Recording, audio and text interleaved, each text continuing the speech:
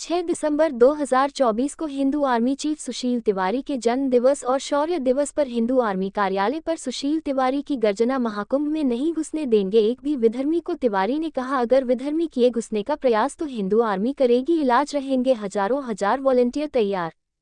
आगामी 13 जनवरी से महाकुंभ लगने जा रहा है। अपने जन्म दिवस पर सैकड़ों कार्यकर्ताओं के बीच तिवारी ने कहा, एक भी विधर्मी को महाकुंभ में न तो दुकान लगाने दी जाएगी न प्रवेश करने दिया जाएगा। हिंदू आर्मी चीफ ने अपने दूसरे मांग में जनसंख्या नियंत्रण कानून को जल्द लागू करने की मांग। तिवारी ने कहा कि यशस्वी प्रधानमंत्री जी से निवेदन है कि अगर जनसंख्या नियंत्रण बिल नहीं आया तो 2034 तक जो हाल बांग्लादेश में हिंदुओं का है वही हाल भारत में होगा, क्योंकि वो 5 विवाह 25 बच्चे पैदा कर जनसंख्या बढ़ा रहे हैं और अपनी पूर्ण तैयारी में है। तिवारी ने कहा, मोदी जी बहुत हुआ, सबका साथ सबका विश्वास, सबसे पहले भारत बचाना है तो जनसंख्या नियंत्रण कानून बहुत आवश्यक है। तीसरे मांग में संभल की तर्ज पर इमामबाड़ा को हिंदू मत्स्य भवन और रूमी दरवाजा को श्री राम द्वार और लक्ष्मण पूरी करने की उठाई मांग। हिंदू आर्मी चीफ के जन्म दिवस पर राष्ट्रीय कार्यकारिणी सदस्य श्री शैलेश पाठक ने लिया सदस्यता। इस मौके पर भारतीय जनता पार्टी के मंडल अध्यक्ष और पूर्व पार्षद श्री पर है शौर्य दिवस मनाया जा रहा है और साथ ही संयोगवश आपका जन्मदिन भी है, क्या कहना चाहेंगे? मैं बहुत प्रफुल्लित हूँ कि भगवान ने हमें उस दिन भेजा जिस दिन बाबरी विध्वंस हुआ। इस बात के लिए मैं भगवान को बार जो है इस बात के लिए धन्यवाद देता हूँ, प्रणाम करता हूँ। बहुत ज़्यादा सौभाग्यशाली हूँ कि 6 दिसंबर को, बल्कि कई विधर्मी ये कहते हैं कि ये मंडंगत होगा, तो हमने कहा भैया सर्टिफिकेट हम ऑनलाइन डाल देते हैं, आप लोग देख लो, बर्थ सर्टिफिकेट है और ये हाई स्कूल का सर्टिफिकेट है।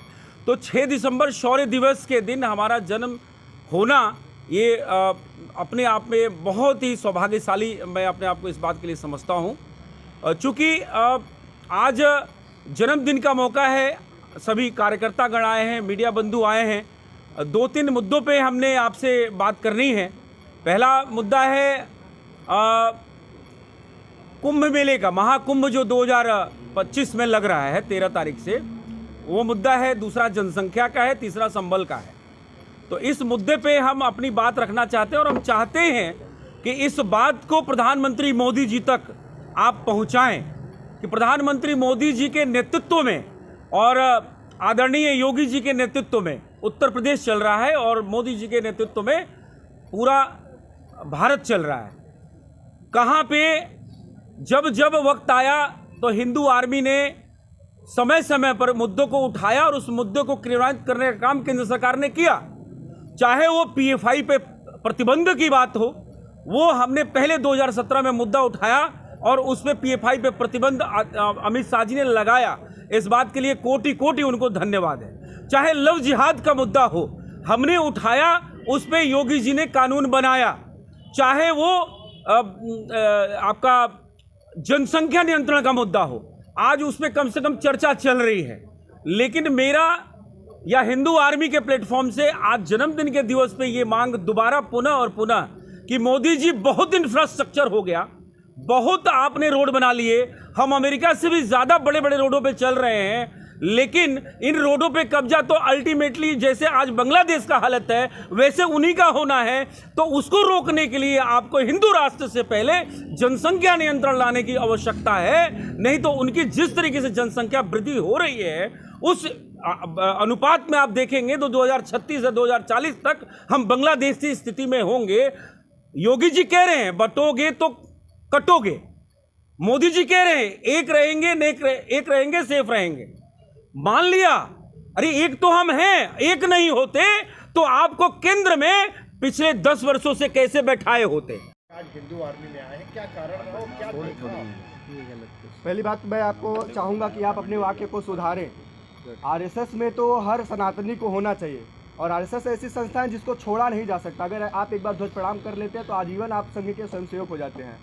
आज आवश्यकता है समाज में एक ठीक तरीके से समाज का जागरण कैसे हो, तो हमारे अन्य संगठन भी चल रहे हैं और हम प्रयास करेंगे कि हिंदू आर्मी जो एक क्रांति का काम कर रही है समाज के अंदर, हम उसमें जुड़कर जो सशस्त्र जागृति का काम वो हम करना चाहते हैं। जितने भी हमारे मुद्दे थे आज के प्रेस कॉन्फ्रेंस के, हमारे अभिभावक जो है हिंदू आर्मी चीफ, उन्होंने कवर कर दिया है। विशेष रूप से 13 जनवरी से हमारा महाकुंभ महामहोत्सव हिंदू आस्था का होने जा रहा है। उसमें मैं एक बात कहना चाहता हूँ, अगर मेरे घर में कोई पूजा है तो ये मैं निर्णय लूँगा कि मैं अतिथि किसको बनाऊँगा, मैं आमंत्रण किसको भेजूँगा। ये न तो सरकार का काम है तय करना, न तो समाज के अन्य धर्मों का काम है। ये काम तय करेंगे साधु संत और समाज के, हिंदू समाज के लोग। आज जो उत्तर प्रदेश की गद्दी है वो भगवामय है, एक संत उस पर विराजमान है। तो महाराज जी की नीति और नियत पे कोई संदेह नहीं है। उन्होंने इससे पहले भी हिंदू आस्था के कई प्रतीकों को उत्तर प्रदेश में स्थापित करने का काम किया है। यदि कोई चूक होती है, अगर वो विधर्मी प्रवेश करते हैं मेले के अंदर, क्योंकि कुंभ का मेला पिकनिक स्पॉट नहीं है कि आप वहाँ घूमने आएंगे, वो आस्था का महापर्व है। यदि आप कोई भी गलत कृत्य करते पकड़े गए तो चाहे उसका खामियाजा हिंदू आर्मी को कितने भी बड़े स्तर पर भुगतना पड़े, हम भुगतने के लिए तैयार हैं। क्योंकि एक भगत सिंह जब बलिदान हुए थे, लाखों भगत सिंह पैदा हुए थे। तो हमारे पास हजारों वॉलंटियर्स हैं, हजारों कार्यकर्ता हैं जो उनका जो आइडेंटिटी कार्ड है वो चेक करेंगे, जो संदिग्ध स्थिति में पाया जाएगा। जैसे भगवा चोला पहनकर कालनेम के रूप में वो हिंदू धर्म को बदनाम करने का काम कर रहे हैं, अगर ऐसे कोई मिल गया तो उसकी स्थिति का जिम्मेदार वो स्वयं होगा। धन्यवाद। सुशील तिवारी जी को इस शौर्य दिवस पर जन्मदिन की बहुत बहुत शुभकामनाएं, हार्दिक बधाई। सारे मुद्दों को इन्होंने ज़्यादातर घेर ही दिया है, फिर भी सनातनी होने के नाते हमारा एक दायित्व बनता है कि जिस तरीके से बांग्लादेश में हमारे हिंदू भाई परेशान किए जा रहे हैं, उस पर एक जन आक्रोश रैली 10 दिसंबर को रखी गई है। आप लोगों के माध्यम से लखनऊ यूनिवर्सिटी में हम सबको आमंत्रित करते हैं कि आप हमारे सनातन के सभी भाइयों के साथ खड़े हों।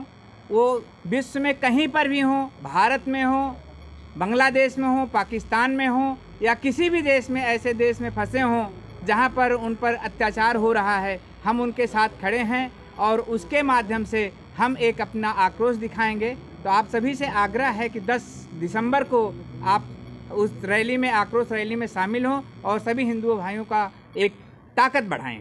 बहुत बहुत आभार।